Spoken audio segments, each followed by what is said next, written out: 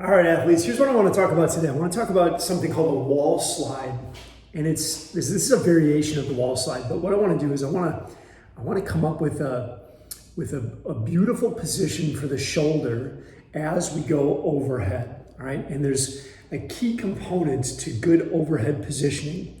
And that key component is something called external rotation of the shoulder. When I'm in, so it's a ball and socket joint, when I'm in external rotation, it creates some more stability through that joint. We sort of wind things up a little bit to make things just a little bit more stable. And then when I create that stability by going into external rotation, this is external, this is internal, this is external, this is internal. So if I'm gonna push something over my head, right, notice where my elbow tracks, it's inward, not outward, okay? Notice the difference in the shoulder position, right? If I were to just set my arm down, I don't walk around like this. This isn't a stable position of the shoulder, right? Where do we find stability of the shoulder joint when it's more neutral, okay? And how can I maintain that?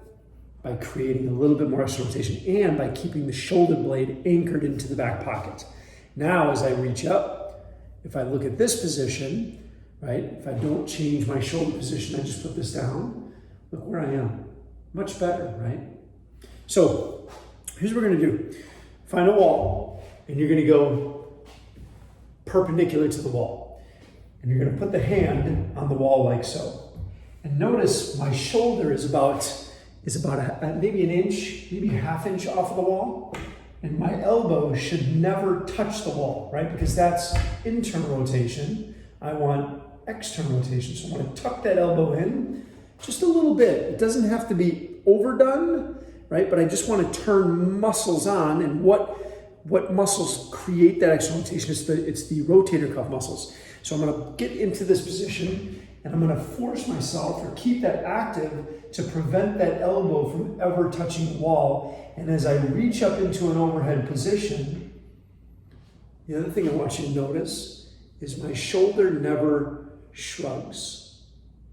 Okay, so shoulder blade should stay anchored into the back pocket.